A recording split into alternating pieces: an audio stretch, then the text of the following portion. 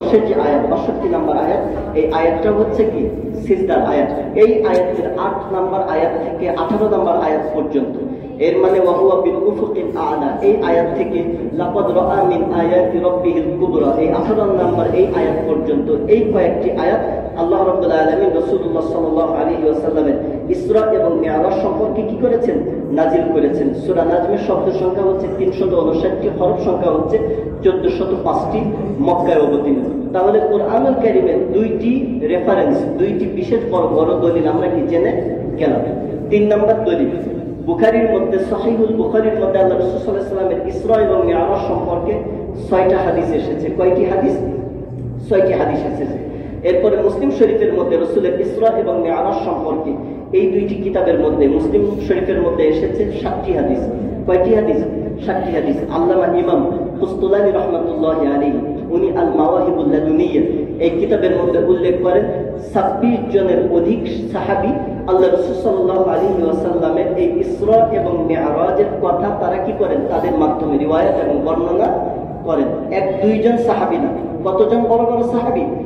২৬ জন বড় বড় সাহাবী রাসূলের ইসরা এবং মিরাজের কথা উল্লেখ করেন। এদিক থেকে আল্লাহ রাসূলের ইসরা এবং মিরাজের হাদিসকে বলা হয় হাদিসুল মুতাওয়াতির, মুতাওয়াতির হাদিস। এর মানে একাধিক সূত্রে যদি বর্ণিত হয় কোনো হাদিস, সেই হাদিস হচ্ছে কি সবচেয়ে বেশি শক্তিশালী হাদিস। এছাড়া আরো অনেক রকমের প্রমাণ রয়েছে, অন্যান্য কিতাবের মধ্যে তো আছে। মোটামুটি আপনাদের বেশি বললে তো মনে থাকবে না, মোটামুটি এই ৩ ধরনের দলিল বললাম, এটা আপনাদের মনে রাখার জন্য। মিরাজের ব্যাপারে মুসলমানদের আকীদা কেমন হবে, মুসলমানদের আকীদা কি হওয়া উচিত এবং কি আকীদা থাকতে হবে। ১ নাম্বার হলো আল্লাহ রাসূল সাল্লাল্লাহু আলাইহি ওয়াসাল্লামের ইসরা এবং মিরাজের উপর ঈমান আনা ওয়াজিব। ঈমান আনা কি? ওয়াজিব। শাইখুল ইসলাম ইবনে তাইমিয়া রাহিমাহুল্লাহ উনি বলেন, কেউ যদি পবিত্র কুরআনুল কারীমের একটা হরফকে অস্বীকার করে, মান আনকারা হারফান মিন হুরুফিল কুরআনি ফাকাদ কাফার, কেউ যদি পবিত্র কুরআনুল কারীমের শব্দ তো অনেক পড়ে, শুধু একটা হরফকেও যদি কেউ অস্বীকার করে, সেই ব্যক্তি কি হয়ে যাবে? কাফির হয়ে যাবে। দলিল হিসাবে উনি উল্লেখ করেন সূরা তাওবার ৬৫ নম্বর আয়াত। সূরা তাওবার ৬৫ নম্বর আয়াতের মধ্যে আল্লাহ রাব্বুল আলামিন বলেন, কুল আবিল্লাহি ওয়া আয়াতিহি ওয়া রাসূলিহি কুনতুম তাস্তাহজিউন, তোমরা কি আল্লাহকে নিয়ে তার রাসূলকে নিয়ে ঠাট্টা করো, কটাক্ষ করো? লা তা'তাদিরু ক্বাদ কাফারতুম, তোমরা ওজব পেশ করো না, তোমরা তো কটাক্ষের কারণে কি হয়ে গিয়েছো?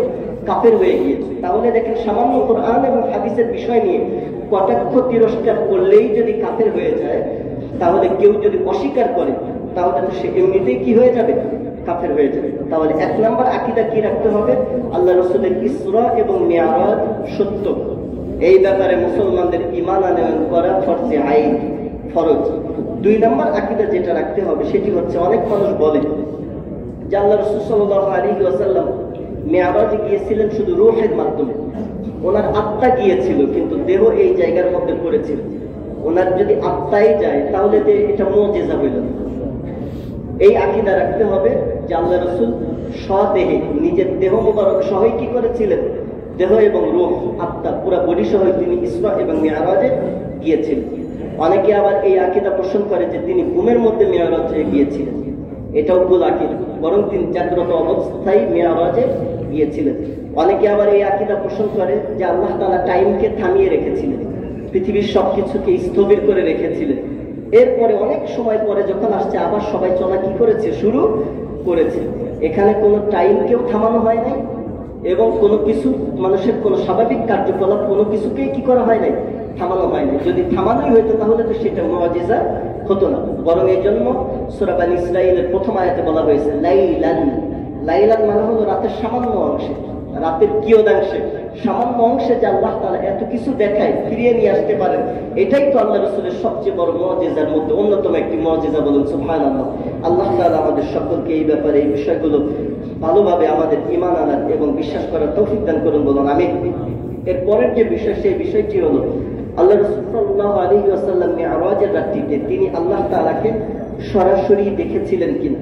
এই ব্যাপারে আয়েশা রাদিয়াল্লাহু তাআলা আনহা, আবু হুরায়রা রাদিয়াল্লাহু আনহু, আব্দুল্লাহ ইবনে মাসউদ রাদিয়াল্লাহু আনহু এবং অধিকাংশ জুমহুর সাহাবীর কওল হলো আল্লাহ রাসূল সাল্লাল্লাহু আলাইহি ওয়াসাল্লাম কি করেন নাই? আল্লাহ রাব্বুল আলামিনকে তিনি না দুনিয়াতে দেখেছেন, না মিরাজের রাত্রিতে দেখেছেন।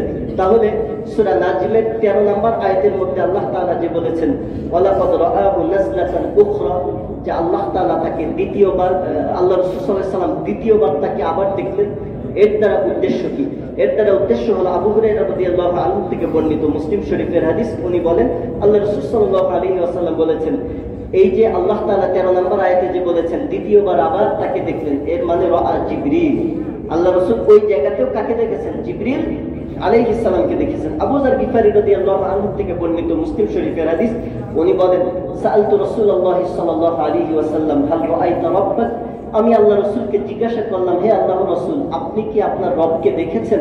তখন আল্লাহ রাসূল সাল্লাল্লাহু আলাইহি ওয়াসাল্লাম বললেন, নূরুন আন্না ইউরা, আল্লাহ তাআলা তো নূর, সেটা দুনিয়ার চোখ দিয়ে কারো পক্ষে দেখা কি নয়, সম্ভব নয়। এজন্য প্রসিদ্ধ মত হচ্ছে আল্লাহ রাসূল সাল্লাল্লাহু আলাইহি ওয়াসাল্লামও আল্লাহ তাআলাকে কি করেন নাই, দুনিয়ার চোখ দিয়ে তিনি সরাসরি আল্লাহ তাআলাকে দেখেন নাই। তাহলে ওই জায়গার মধ্যে দেখেছিলেন কাকে? জিবরিল আলাইহিস সালামকে। ইসরা এবং মিরাজের প্রেক্ষাপট কি? কোন প্রেক্ষাপটে আল্লাহ রাসূল সাল্লাল্লাহু আলাইহি ওয়াসাল্লাম ইসরা এবং মিরাজে গেলেন?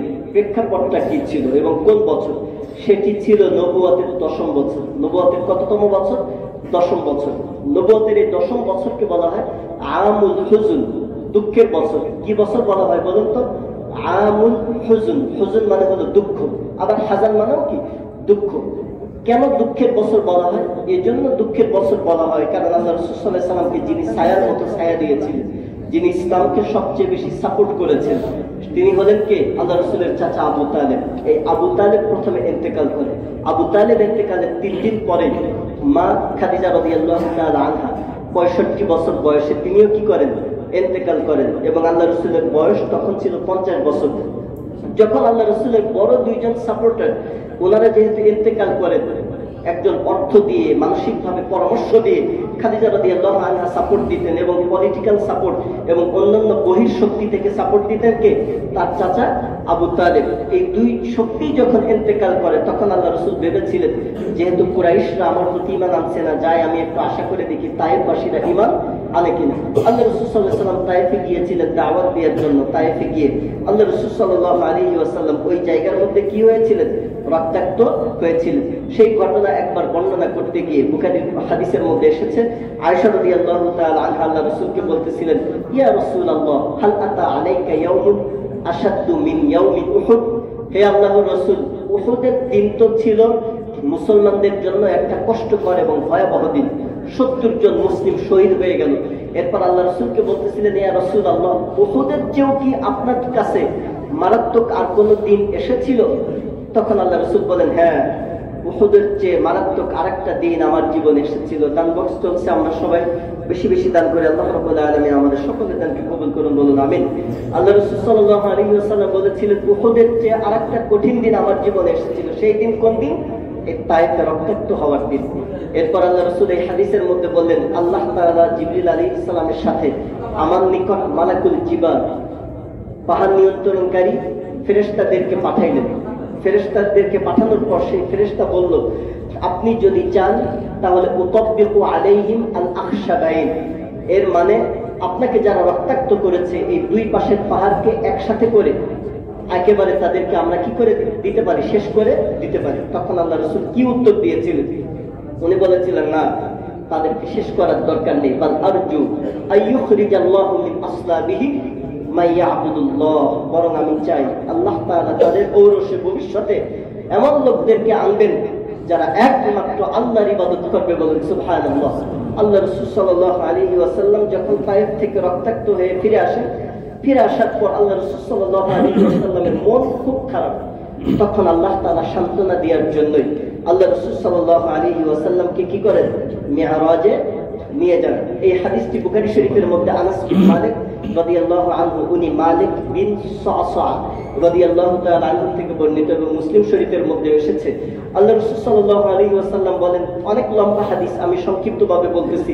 আল্লাহ রাসূল বলেন যে আমি হাতিমের মধ্যে শুয়েছিলাম, আনাফিল হাতিম, হাতিমের মধ্যে শুয়েছিলাম। এই জায়গা থেকে আমাকে ফেরেশতারা নিয়ে আসে কোন জায়গায়? জমজম পানির ওই জায়গার মধ্যে আনার পর স্বর্ণের একটি পেয়ালার মধ্যে আমার ওপেন হার্ট সার্জারি করার জন্য আমার হার্টকে কি করা হয়? স্বর্ণের পেয়ালায় বের করা হয়। ওই স্বর্ণের পেয়ালায় রেখে জমজম পানি দিয়ে ধুয়ে যেহেতু আল্লাহ তাআলার সাথে সাক্ষাতে যাবে, সবকিছুকে বেদ করে সাক্ষাতে যাওয়ার জন্য ওই ধরনের পাওয়ার লাগবে না, একটা শক্তি তো লাগবে। আল্লাহ রাসূল বলেন মামলুআতুন ঈমানান, তখন আল্লাহ তাআলা ঈমানের পরিপূর্ণতা দিয়ে আবার আমার হাতকে আগের মতো কি করে দেন, ঠিক করে দেন। এরপর একটা বাহন নিয়ে আসা হয়, সেই বাহনের নাম হলো বাররক, আরেক বর্ণনায় বলা হয় বুরক, মানে যেটা চকমক করে, ঝলমল করে। এটা হলো খচ্চরের চেয়ে ছোট আকৃতির এবং গাধার চেয়ে বড় আকৃতির। খচ্চরের চেয়ে ছোট আকৃতির, গাধার চেয়ে কি বড় আকৃতির। তার গতি কেমন ছিল? আল্লাহ রসুলের দৃষ্টি যেখানে গিয়ে শেষ পড়তো, তার এক এক কদম পড়তো ওই জায়গায় গিয়ে, বলুন সুবহানাল্লাহ। আল্লাহ রসুল সাল্লাল্লাহু আলাইহি ওয়াসাল্লাম এই বাররক নামক বাহন নিয়ে চলে যান আল মসজিদুল আকসা, ওই জায়গার মধ্যে বাঁধেন। ওই জায়গার মধ্যে বেঁধে রাখার পর আল্লাহ রাসূল সাল্লাল্লাহু আলাইহি ওয়াসাল্লাম উপরের দিকে যাইতে থাকেন। এটাকেই বলা হয় কি মি'রাজ, উরুজ, উপরের দিকে উঠতে থাকেন। একবারে প্রথম আসমানে জিবরিল আলাইহিস সালামের সাথে যাওয়ার পর নক করা হয়। প্রথম আসমানের যিনি নিয়ন্ত্রণকারী ফেরেশতা, সে বলল তোমার সাথে কে? বলে যে আমার সাথে মুহাম্মদ সাল্লাল্লাহু আলাইহি ওয়াসাল্লাম। তখন বলল তার জন্য অনুমতি দেওয়া হয়েছে। এর মানে আল্লাহ রাসূল বাদে আর কারোর জন্য খোলার কি করা হয় না, অনুমতি দেওয়া হয় না। প্রথম আসমানের দরজা খোলা হলো, আল্লাহ রাসূল উঠে গেলেন। প্রথম আসমানে দেখা হলো আদম আলাইহিস সালামের সাথে। আদম আলাইহিস সালাম বললেন মারহাবান বিল ইবনি সালিহ ওয়াল ওয়ালাদি সালিহ, ওয়েলকাম আমার নেককার সন্তানকে, বলুন সুবহানাল্লাহ। এরপর দ্বিতীয় আসমানে দেখা হয় ইয়াহইয়া এবং ঈসা আলাইহিস সালামের সাথে। তৃতীয় আসমানে দেখা হয় ইউসুফ আলাইহিস সালামের সাথে। ইউসুফ আলাইহিস সালামের সাথে সাক্ষাৎ হওয়ার পর আল্লাহ রাসূল বললেন আমি দেখলাম আল্লাহ তাআলা দুনিয়ার সমস্ত মানুষের সৌন্দর্যের 3 ভাগের 1 ভাগ আল্লাহ তাআলা ইউসুফ আলাইহিস সালামকে দিয়েছেন, বলুন সুবহানাল্লাহ। কিন্তু আয়েশা রাদিয়াল্লাহু আনহার সামনে যখন ইউসুফ আলাইহিস সালামের সৌন্দর্যের বয়ান করা হতো, তখন তিনি বলতেন যে ইউসুফের সৌন্দর্যের বয়ান আমার কাছে করতে এসো না, কারণ ইউসুফের সৌন্দর্য দেখে মহিলারা তারা আপেল কাটতে গিয়ে আঙ্গুল কেটে ফেলেছে, কিন্তু আমার রাসূলকে দেখেও নাই, দূর থেকে শুধু রাসূলের কথা শুনেছে, তার প্রতি ঈমান এনে নিজেদের কল্লাকে জিহাদের ময়দানে উড়িয়ে দিয়েছে, বলুন সুবহানাল্লাহ। এরপর আল্লাহ রাসূল সাল্লাল্লাহু আলাইহি ওয়াসাল্লাম চলে যান চতুর্থ আসমানে। চতুর্থ আসমানে দেখা হয় ইদ্রিস আলাইহিস সালামের সাথে। পঞ্চম আসমানে দেখা হয় হারুন আলাইহিস সালামের সাথে, মুসা আলাইহিস সালামের ভাই। এরপরে ষষ্ঠ আসমানে দেখা হয় মুসা আলাইহিস সালামের সাথে। সপ্তম আসমানে দেখা হয় ইব্রাহিম আলাইহিস সালামের সাথে। ইব্রাহিম আলাইহিস সালামও তিনিও একই কথা বললেন আদম আলাইহিস সালামের মতো, যে আমার নেককার সন্তানকে কি আমি স্বাগত জানাচ্ছি। সেই জায়গা থেকে আল্লাহ রাসূল চলে যান একেবারে সিদরাতুল মুনতাহা। সিদরাতুল মুনতাহা থেকে আল্লাহ রাসূল সাল্লাল্লাহু আলাইহি ওয়াসাল্লাম এতটা কাছে চলে যান আল্লাহ তাআলা, ফাকানা কাবা কাউসাইনি আও আদনা। এর মানে 2টা ধনুক বাঁকা করলে তীর মারার জন্য যে ধনুক আছে, এটা বাঁকা করলে যতটুকু দূরত্ব, আল্লাহ রাসূল ঠিক এতটুকু দূরত্বে পৌঁছে যান, বলুন সুবহানাল্লাহ। এরপর আল্লাহ তাআলা এই উম্মতে মুহাম্মাদের জন্য প্রথমে 50 ওয়াক্ত সালাত দেন। কত ওয়াক্ত? 50 ওয়াক্ত। 50 ওয়াক্ত সালাত দেওয়ার পর আল্লাহ রাসূল সাল্লাল্লাহু আলাইহি ওয়াসাল্লাম যখন ফিরে আসতেছেন, তখন ষষ্ঠ আসমানে আবার মুসা আলাইহিস সালামের সাথে দেখা। মুসা আলাইহিস সালাম বললেন যে আমার উম্মতদের ব্যাপারে আমি একজন পরীক্ষিত ব্যক্তি, আমার উম্মতেরা ইবাদত বন্দেগী ঠিক মতো করতে পারে নাই, তোমার উম্মত তো ব্যস্ত থাকবে, তোমার উম্মতেরা কি করতে পারবে না, 50 ওয়াক্ত নামাজ পড়তে পারবে না, তুমি কমিয়ে নিয়ে আসো। কমাতে কমাতে কমাতে কমাতে যখন 5-এ আসছে, এরপরেও মুসা আলাইহিস সালাম বলেন যে তুমি আরো কমাই নিয়ে আসো। তখন আল্লাহ রাসূল সাল্লাল্লাহু আলাইহি ওয়াসাল্লাম বললেন ইস্তাহইয়াইতু মিন নাফসি, আমি মনে মনে লজ্জা পেয়ে গেলাম। এর মানে আল্লাহ রাসূল বলেন আমি কি তাহলে এমন একটা অথর্ব জাতির কাছে যাচ্ছি যারা 5 ওয়াক্ত সালাত ঠিক মতো করতে পারবে না? এরপর আল্লাহ রাসূল 5 ওয়াক্তের পরে আর ব্যাক করেন নাই, ফিরে যান নাই। যখন আল্লাহ রাসূল সাহস করে ফিরে আসতেছেন, তখন আল্লাহ তাআলা পিছন দিক থেকে ডেকে বলেন যে আমি আমার উম্মতের জন্য, আমার বান্দাদের জন্য, তোমার উম্মতের জন্য সহজ করে দিলাম, এবং তারা যদি এই 5 ওয়াক্ত সালাত ঠিকমতো আদায় করে, আমি আল্লাহ তাআলা তাদেরকে 50 ওয়াক্তের সওয়াব দিয়ে দিব, বলুন সুবহানাল্লাহ। আল্লাহ রাব্বুল আলামিন আমাদের সকলকে এই সালাতের প্রতি গুরুত্বশীল, দায়িত্বশীল হওয়ার তৌফিক দান করুন, বলুন আমিন। আল্লাহ রাসূল সাল্লাল্লাহু আলাইহি ওয়াসাল্লাম মিরাজের রাত্রিতে জান্নাতের কি কি নিয়ামত তিনি দেখে এসেছিলেন। এর মধ্য থেকে এক নাম্বার হচ্ছে বুখারী মুসলিম শরীফের হাদিসের মধ্যে এসেছে, আবু হুরায়রা রাদিয়াল্লাহু আনহু থেকে বর্ণিত, আল্লাহ রাসূল সাল্লাল্লাহু আলাইহি ওয়াসাল্লাম মিরাজের রাত্রি থেকে ফিরে আসার পরে একদিন ফজরের নামাজের সময় বিলাল রাদিয়াল্লাহু তাআলা আনহুকে বললেন যে হে বিলাল, তুমি গোপনে এমন কি আমল করো যে আমল আল্লাহ তাআলার কাছে এতটা পছন্দনীয় হয়েছে, সামিআতু দাফানা আলাইকা বাইনা ইয়াদাইয়া ফিল জান্নাহ, আমি জান্নাতে তোমার 2 পায়ের স্যান্ডেলের আওয়াজ শুনতে পেয়েছি, তুমি এমন কি আমল করো বলো তো দেখি। তখন বিলাল রাদিয়াল্লাহু তাআলা আনহু বললেন, ইয়া রাসূলুল্লাহ, আমি তেমন বিশেষ কোনো আমল করি না, তবে আমি একটা আমল করি, ছোট্ট আমল। যখনই ইন্নী লাম আতাতাহহার ইল্লা তাহুরান, যখনই আমি ওযু করি তখনই আমি কি করি, আমার যতটুকু সম্ভব ততটুকু, সর্বনিম্ন 2 রাকাত, এর চেয়ে পারলে আরেকটু বেশি আমি কি করি, নফল সালাত আদায় করি। এই জন্য এই মেরাজের এই রাত্রির এই হাদিস থেকে আরেকটি শিক্ষণীয় বিষয় হলো, আমরাও তাহিয়াতুল ওযুর যে 2 রাকাত সালাত রয়েছে, এই সালাতও আমরা আদায় করার চেষ্টা করব। আল্লাহ তাআলা আমাদের সকলকে তৌফিক দান করুন, বলুন আমিন। 2 নম্বর হাদিস হচ্ছে, এই হাদিসটা আব্দুল্লাহ ইবনে আব্বাস রাদিয়াল্লাহু তাআলা আনহুমা থেকে বর্ণিত, মুসনাদে আহমদ এবং মুস্তাদরাক হাকিমের হাদিস। আল্লাহ রাসূল সাল্লাল্লাহু আলাইহি ওয়াসাল্লাম জান্নাতের মধ্যে এক মহিলা সুঘ্রাণ পেলেন। তখন আল্লাহ রাসূল জিবরিল আলাইহিস সালামকে বলেন, মা হাদিহি রাইহাতুত তাইয়্যিবা ইয়া জিবরিল, হে জিবরিল, এই সুঘ্রাণ কার? তখন আল্লাহ রাসূল সাল্লাল্লাহু আলাইহি ওয়াসাল্লামকে জিবরিল আলাইহিস সালাম বললেন, এটি হলো বনী ইসরাঈলের ওই মহিলা, যে মহিলা ফিরাউনের মেয়েদেরকে চিরুনি দিয়ে মাথা আঁচড়িয়ে দিত। একবার তার হাত থেকে চিরুনি পড়ে গিয়েছে, তখন সে বিসমিল্লাহ বলে চিরুনি কি উঠিয়েছে। তখন ফিরাউনের মেয়ে বলেছে যে আল্লাহ আবার কে? আবি, আমার পিতার কথা কি তুমি বলতেছো? সেই কি আল্লাহ? কয় না, তোমার পিতা আল্লাহ না, আল্লাহকে বললো যে রব্বি ওয়া রব্বু আবি, যে আল্লাহ হলো আমারও রব, তোর বাপেরও কি রব। এই কথা বলার পর তার মেয়ে তার পিতার কাছে বলে দিয়েছে। বলে দেওয়ার পর ফিরাউন কি করেছে, এই মহিলাকে হাজির করেছে। প্রথমে বিভিন্ন অফার দিয়েছে, ইমান ছাড়ে নেয়। এরপরে তার 4 জন সন্তান ছিল, এক একজন সন্তানকে ফুটন্ত তেলের মধ্যে এক এক করে ছেড়ে দিয়েছে। তার মায়ের সামনে হাড্ডি থেকে গোশত একেবারে মিশে গিয়েছে, হাড্ডি ভেসে উঠছে। এরপরে বলছে যে হ্যাঁ মহিলা, তুমি ইমান ছাড়ো। তখন সে বলল, হে ফিরাউন, আমার সমস্ত সন্তানকেও যদি মেরে ফেলে এরপরও আমি ইমানকে ছাড়বো না। বলুন সুবহানাল্লাহ, কেমন মজবুত ইমান ছিল। এরপরে সর্বশেষ যে ছোট্ট পিচ্চি সন্তান, সে তার মায়ের কোলে ছিল। যখন তাকে ফিরাউনের বাহিনীরা ছিনিয়ে নিয়ে যায়, তখন সে এমন ভাবে মনে হচ্ছিল যেন মায়ের কলিজাকে ছিনিয়ে নিয়ে যাচ্ছে। তখন এই ছোট্ট সন্তানের জবানকে আল্লাহ তাআলা খুলে দিয়েছিলেন, বলুন সুবহানাল্লাহ। এই ছোট্ট সন্তান তার মাকে বলতেছিল, ইয়া উম্মা, হে আমার মা, ইকতাহিমি, নিশ্চয়ই আপনি ধৈর্য ধরুন। আপনার এই দুনিয়ার পরীক্ষা আখিরাতের পরীক্ষার তুলনায় কোনো কিছুই না। আপনি অপেক্ষায় থাকুন, নিশ্চয়ই আপনার জন্য জান্নাতের সুসংবাদ অপেক্ষা করছে, বলুন সুবহানাল্লাহ। এই ফিরাউনের কাছে সর্বশেষ এই মা একটা দাবি করেছিল যে ফিরাউন, আমার যেহেতু সবাইকে মেরে ফেলছো, আমাকেও মেরে ফেলবে, তাহলে তোমার কাছে একটা রিকোয়েস্ট, একটা দাবি, যে আমাদের হাড্ডিগুলোকে তুমি কি করো, একটা কবরের মধ্যে তুমি দাফন করো। তখন ফিরাউন দেখেন এত বড় কট্টর কাফের হওয়ার পরে বলেছিল, ফা ইন্না যালিকা আলাইয়া মিনাল হক। ফিরাউন বলেছিল যে এটা আমার দায়িত্ব, কর্তব্য, তোমার ওসিয়াত কি করা, পূরণ করা। তাহলে দেখেন ফিরাউন হয়েও সে কি করেছিল, ওসিয়াত পূরণ করে অন্তত কবরে কি করেছিল, সবগুলো হাড্ডিকে সে এক জায়গার মধ্যে রেখেছিল। কিন্তু দেখা যায় ক্ষমতার লোভে, ক্ষমতার দাপটে মানুষদেরকে এমন ভাবে বিভিন্ন জায়গার মধ্যে হত্যা করেছে, মেরেছে, যাদের বেওয়ারিস হিসাবে লাশটা পর্যন্ত তার বাপ মায়েরা দেখার সৌভাগ্য পায় নাই। আল্লাহ রাসূল সাল্লাল্লাহু আলাইহি ওয়াসাল্লাম এই হাদিসের মধ্যে আরো উল্লেখ করেন, ছোট্টবেলায় 4 জন সন্তান, যে বয়সে কথা বলার কথা না, 4 জন কথা বলেছে। একজন হলো ইউসুফ আলাইহিস সালামের যে সাক্ষ্য দিয়েছে সে, আরেকজন হলো ঈসা আলাইহিস সালাম, আরেকজন হলো এই মহিলার যে সন্তান, আরেকজন হলো শাহিদুল জুরাইজ, বনী ইসরাইলের একজন বুজুর্গ ব্যক্তির ব্যাপারে মানুষ অপবাদ দিয়েছিল, তার পবিত্রতা বর্ণনার জন্য আরেকজন ছোট্ট সন্তান কি করেছিল, সাক্ষ্য দিয়েছিল। উপরের মা বোনদেরকে বলছি, দেখুন ইসলামের শুধু পুরুষদের অবদানই নাই, ইসলামের জন্য, দ্বীনের জন্য যুগে যুগে মায়েরাও কি করেছেন, কুরবানি করে গিয়েছেন। আল্লাহ তাআলা আমাদের সকলকেও দ্বীনের জন্য, ইসলামের জন্য, এই কুরবানির জন্য সর্বক্ষণিক প্রস্তুত থাকার তৌফিক দান করুন, বলুন আমিন। এরপরে আল্লাহ রাসূল সাল্লাল্লাহু আলাইহি ওয়াসাল্লাম আরো কি দেখে এসেছেন, বুখারী শরীফের হাদিসের মধ্যে এসেছে, আব্দুল্লাহ ইবনে আব্বাস রাদিয়াল্লাহু আনহুমা থেকে বর্ণিত, আল্লাহ রাসূল বলেন, আমি জাহান্নামের মতো এত ভয়াবহ জিনিস আর কোনো কিছু দেখিনি, এবং জাহান্নামের মধ্যে আমি সবচেয়ে বেশি অধিবাসী দেখেছি নারীদেরকে, মহিলাদেরকে। আল্লাহ রাসূলকে বলা হলো, ইয়া রাসূলুল্লাহ, মহিলাদেরকে কি কি অপরাধের কারণে আপনি বেশি জাহান্নামী পেয়েছেন? তখন আল্লাহ রাসূল বললেন 2টা কারণ।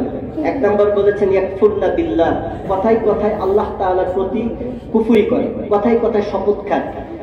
2 নম্বর হলো ওয়াকফুরনাল আশির, এবং কথায় কথায় স্বামীর প্রতি অকৃতজ্ঞতা জ্ঞাপন করে। এবং আল্লাহ রাসূল স্পষ্টভাবে এই হাদিসের মধ্যে এইভাবে বলেছেন, তুমি যদি তাদের প্রতি আজীবন ইহসান করে যাও, তোমার সবকিছু দিয়ে যাও, কোনোদিন যদি তার চাহিদা মতো কিছু না পায়, আজীবনের সমস্ত ইহসানকে ভুলে গিয়ে সে বলবে, আমি তোমার থেকে জীবনে একটা কল্যাণও পেলাম না, একটা সুতাও কি পেলাম না। এই জন্য আমাদের মা বোনদেরকে কৃতজ্ঞ হওয়ার তৌফিক আল্লাহ তাআলা দান করুন, বলুন আমিন। আল্লাহ রাসূল সাল্লাল্লাহু আলাইহি ওয়াসাল্লাম অনেক রকমের আযাব এবং অনেক রকমের শাস্তি দেখে এসেছেন। সামুরা রাদিয়াল্লাহু তাআলা আনহু থেকে বর্ণিত মুসনাদ আহমদ শরীফের হাদিস, আল্লাহ রাসূল জাহান্নামের মধ্যে দেখলেন এক শ্রেণীর লোক আগুনের নদীর মধ্যে সাঁতার কাটতে কাটতে কাছাকাছি আসে, আবার ফেরেশতারা পাথর মারে, আবার পাথর এত ভারী পাথর সেটা গালের মধ্যে যায়, গিলতে গিলতে আবার মাঝখানে চলে যায়, আবার কাছে আসে, আবার মাঝখানে যায়। জিবরিল আলাইহিস সালামকে বললেন, হে জিবরিল, এরা কারা? তখন জিবরিল আলাইহিস সালাম বললেন, এরা হলো ওই সমস্ত ব্যক্তিরা যারা দুনিয়াতে কি করত? সুদ খাইত, এবং সুদের সাথে কি ছিল? জড়িত ছিল। আল্লাহ তাআলা আমাদের সকলকে এই রিবা থেকে, এই সুদ থেকে হেফাজত করুন, বলুন আমিন। 2 নম্বর আল্লাহ রাসূল দেখেছেন, এটিও মুসনাদ আহমদ শরীফের হাদিস, আনাস রাদিয়াল্লাহু আনহু থেকে বর্ণিত, আল্লাহ রাসূল দেখেন এক শ্রেণীর ব্যক্তি তাদের জিহ্বাকে কেটে দেয়া হচ্ছে আগুনের কেচি দিয়ে। আল্লাহ রাসূলকে বলা হলো, আল্লাহ রাসূল বললেন জিবরিলকে, হে জিবরিল, এরা কারা? তখন জিবরিল বললেন, এরা হলো ওই সমস্ত ব্যক্তিরা যারা অন্যদেরকে ভালো নসিহত করত, ভালো উপদেশ দিত, কিন্তু নিজেরা কি করতো না? আমল করতো না। এই জন্য আমিও বিশেষ করে আপনাদের কাছে দোয়া চাই, আল্লাহ যাতে যা বলি এর উপর সর্বপ্রথম আমাকে আমল করার মতো সাহস, শক্তি এবং অবিচলতা দান করেন, বলুন আমিন। কিন্তু এর মানে এটা না, অনেক মানুষ বলে যে হুজুরদের জিহ্বা কেচি দিয়ে কাটা হবে, কিন্তু নিজেদের কথা আর বলেন। কিন্তু নিজেরা যে কি পরিমাণ ওয়াজ জানে সেটা শুধু এই যে মসজিদে অনেক বড় বড় পণ্ডিত আছে, বসে আছে, শুধু বলতে পারে না বলে চুপ আছে। কিন্তু আপনি কোন মজলিসে যান, দেখবেন শুধু চুপ থাকেন, আপনাকে 1 ঘন্টা 2 ঘন্টা ওয়াজ করে কি করবেন? শোনাই দিবেন। এর মানে ওয়াজ কিন্তু সবাই জানে। আপনিও যে সত্যের কথা, আপনিও যে ভালো কথা আরেকজনকে নসিহত করতেছেন, এটার আলেমও আপনি, কিন্তু আপনিও যদি সেটার উপর আমল না করেন, সবার জন্য কিন্তু কি একই কথা বলা হয়েছে, কেচি দিয়ে জিহ্বা কেটে দিয়ে হবে। আল্লাহ তাআলা আমাদের সকলকে হেফাজত করুন, বলুন আমিন। 2 নম্বর আল্লাহ রাসূল, 3 নম্বর আল্লাহ রাসূল সাল্লাল্লাহু আলাইহি ওয়াসাল্লাম নামাজ তরককারীদের শাস্তি দেখে এসেছেন। তাদের দেখা হলো জাহান্নামের মধ্যে মাথাকে পাথর দিয়ে মেরে ফাটিয়ে দেওয়া হচ্ছে। জিবরিল আলাইহিস সালামকে বললেন, এরা কারা? তখন উনি বললেন, এরা হলো ওই সমস্ত ব্যক্তিরা যারা নামাজের ব্যাপারে কি করতো? অলসতা করতো। আল্লাহ রাসূল আরো দেখলেন কিছু মানুষ তাদের বড় বড় নখ দিয়ে তাদের মুখমণ্ডল এবং তাদের বুক এইগুলো একেবারে ছিঁড়ে ফেলছে, নিজের মুখ নিজে ছিঁড়ে ফেলছে, বুক একেবারে ছিঁড়ে ফেলছে। তখন আল্লাহ রাসূল জিজ্ঞাসা করলেন, হে জিবরিল, এরা কারা? তখন জিবরিল আলাইহিস সালাম বললেন, এরা হলো ওই সমস্ত ব্যক্তিরা যারা দুনিয়াতে মানুষের গীবত করত। দুনিয়াতে মানুষের কি করত? গীবত করত। আল্লাহ তাআলা আমাদের সকলকে ভয়াবহ শাস্তি থেকে হেফাজত করুন, বলেন আমিন। হিজরতের শিক্ষণীয় বিষয় কি? 1 নম্বর শিক্ষণীয় বিষয় হলো উবুদিয়্যাত। এর মানে আল্লাহর গোলাম হয়ে থাকা। আল্লাহর কি হয়ে থাকা? গোলাম হয়ে থাকা। বিখ্যাত দার্শনিক এবং মুসলিম গবেষক আবু হাইয়ান আত-তাওহীদ রাহিমাহুল্লাহ উনি বলেন, যদি আল্লাহ রাসূলের জন্য আল্লাহ তাআলা ওনার রাসূলকে যে মিরাজে নিয়ে গিয়েছেন, কি শব্দ ব্যবহার করেছেন? আসরা বিআবদিহি, আল্লাহ তাআলার বান্দা, দাস, এই শব্দ ব্যবহার করেছেন, আব্দুল ব্যবহার করেছেন। উনি বলেন, যদি এর চেয়ে উত্তম কোন শব্দ থাকুক, সেই শব্দই আল্লাহ তাআলা কি করতেন? এই জায়গার মধ্যে ইউজ করতেন, ব্যবহার করতেন। এর মানে আল্লাহ রাসূল সাল্লাল্লাহু আলাইহি ওয়াসাল্লাম বুরাইদা রাদিয়াল্লাহু আনহু থেকে বর্ণিত মুসনাদে বাজ্জারের হাদিস, আল্লাহ রাসূল সব সময় দোয়া করতেন, আল্লাহুম্মা জাআলনি শাকুরা ওয়া জাআলনি সাবুরা ওয়া ফি আইনি সগীরা ওয়া ফি আয়ুনিন নাসি কাবীরা। হে আল্লাহ, আপনি আমাকে কৃতজ্ঞবান বানান, ধৈর্যশীল বানান, আমাকে আমার চোখে ছোট করে দেন, মানুষের চোখে কি বড় করে দেন। 1 নাম্বার হলো মেরাজের শিক্ষণীয় 1 নাম্বার বিষয় হলো অহংকার ত্যাগ করা, আল্লাহর গোলামি, এটার মধ্যেই নিজের কামিয়াবি খুঁজে নিয়ে আসা। 2 নাম্বার নামাজের যে গুরুত্ব তাৎপর্যের বিষয়, সেদিকে আমাদের সকলের লক্ষ্য রাখা। 3 নাম্বার ধৈর্যের ফল যে অনেক বেশি মিষ্টি হয়। আল্লাহ রাসূল ধৈর্য ধরেছেন, আল্লাহ তাআলা তাকে মর্যাদা দিয়েছেন। ধৈর্যের সওয়াব হলো অগণিত, যেটি আল্লাহ সূরা জুমারের 10 নম্বর আয়াতের মধ্যে উল্লেখ করেছেন। 3 নম্বর বিষয় হচ্ছে আল্লাহ তাআলা তার রাসূলকে এমন কিছু ইলম দিয়েছেন, মিরাজের রাত্রিতে এমন ভাবে কিছু দেখিয়েছেন যেটা অন্য নবী রাসূলদেরকে আল্লাহ তাআলা কি করেন নাই? দেখান নাই। মিরাজের মাধ্যমে খাতামুন নবিয়্যিন এই প্রমাণ করে দিয়েছেন আল্লাহ তাআলা। আল্লাহ রাসূলের মর্যাদা প্রকাশিত হয়েছে। মসজিদুল আকসার সম্মান আল্লাহ তাআলা প্রকাশ করেন, কেননা ওই জায়গায় ব্রেক না করে, ট্রানজিট না নিয়ে অন্য জায়গা থেকেও তো আল্লাহ তাআলা কি করতে পারতেন? হিজরতে নিয়ে যেতে পারতেন। এর মানে বোঝা গেল মুসলমানদের এই 2 কিবলার জন্যই সবসময় মায়া থাকতে হবে। আল্লাহ তাআলা সেই ইহুদি হায়নাদের থেকে মসজিদুল আকসাকে মুক্ত করে আবার আমাদের সকলকে সালাত পড়ার তৌফিক দান করুন, বলুন আমিন। এই হিজরতের মাধ্যমে আবু বকর রাদিয়াল্লাহু তাআলা আনহু সিদ্দিক উপাধি লাভ করেন। ওনার কাছে এসে যখন বলল যে তোমার বন্ধু তো পাগল, এক রাতে এত কিছু দেখা কি সম্ভব? উনি বললেন, আমি তো এর চেয়ে বড় জিনিস বিশ্বাস করি। সেই বড় জিনিস কি? যে উনি যে ওহীর কথা বলেন এটাও তো দেখি না, সেটা তো এর চেয়ে আরো বেশি মারাত্মক জিনিস, সেটাই তো আমি বিশ্বাস করি। তখন আল্লাহ রাসূল খুশি হয়ে আল্লাহ রাসূল সাল্লাল্লাহু আলাইহি ওয়াসাল্লাম ওনার কি উপাধি দিলেন? সিদ্দিক উপাধি দিলেন। এই জন্য আবু হুরায়রা রাদিয়াল্লাহু আনহু থেকে বর্ণিত, মুসলিম শরীফের হাদিসের মধ্যে এসেছে, যখন কাফের মুশরিকরা অবিশ্বাস করতেছিল তখন আল্লাহ তাআলা ডাইরেক্ট ভিডিও কল দিলেন। সুবহানাল্লাহ। ভিডিও কল তো বর্তমানে আবিষ্কার হয়েছে, কিন্তু আল্লাহ রাসূল সাল্লাল্লাহু আলাইহি সাল্লামকে ওই সময় আল্লাহ তাআলা ডিজিটাল ভাবে ভিডিও কল দিয়ে দেখিয়ে দিয়েছেন মুসলিম শরীফের হাদিসের মধ্যে, যে দরজা কোন দিকে, জানালা কোন দিকে, কয়টা দরজা, কয়টা জানালা, আল্লাহ রাসূল সবকিছু দেখে দেখে তাদেরকে বলে দিলেন। বলুন সুবহানাল্লাহ। এই মিরাজের মাধ্যমে অন্যতম আরেকটি শিক্ষণীয় বিষয় হলো অতীত থেকে শিক্ষা নিয়ে। অতীত থেকে কি শিক্ষা নিয়ে, যেমন মুসা আলাইহিস সালাম অতীত থেকে শিক্ষার পরামর্শ দিয়েছেন, কিন্তু আজকে মুসলমানেরা অতীত থেকে শিক্ষা নেয় না। এই ক্ষমতার চেয়ার এমন জিনিস, এই চেয়ারে কেউ বুঝলে অতীতে কি হয়েছিল সেটা সবাই কি ভুলে যায়। অথচ আল্লাহ রাসূল সাল্লাল্লাহু আলাইহি ওয়াসাল্লাম বুখারী মুসলিম শরীফের হাদিসের মধ্যে বলেছেন, আবু হুরায়রা রাদিয়াল্লাহু আনহু থেকে বর্ণিত, যে মুসলমান কোনোদিন একই গর্তে দুইবার সাপের কি খায় না, দংশন খায় না। আল্লাহ তাআলা আমাদের সকলকে হেফাজত করুন, বলেন আমিন। সর্বশেষ শিক্ষণীয় বিষয় হলো আসবাব গ্রহণ করা। আসবাব মানে হলো আল্লাহর রাসূলকে আল্লাহ তাআলা কি করতে পারতেন, অনেক সময় নিয়ে তো মিরাজে নিতে পারতেন, কিন্তু এই যে ভিআইপি বাহনের ব্যবস্থা কেন করলেন?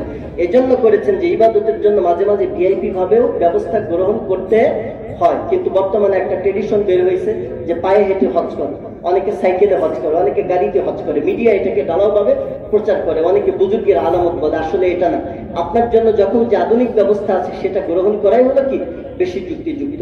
এই লাইলাতুল মিরাজের কোন নির্দিষ্ট আমল আছে কিনা এ সম্পর্কে কয়েকটি কথা বলে শেষ করে দিচ্ছে। অনেক মা বোনেরা বলেন যে শবে মিরাজের কোন রোজা আছে কিনা। শবে মিরাজের কোন নির্দিষ্ট কোন রোজা নাই, কারণ এর রাত্রি নিয়েই তো বিভিন্ন রকমের ইখতিলাফ রয়েছে। নির্দিষ্ট কোন নামাজও নেই।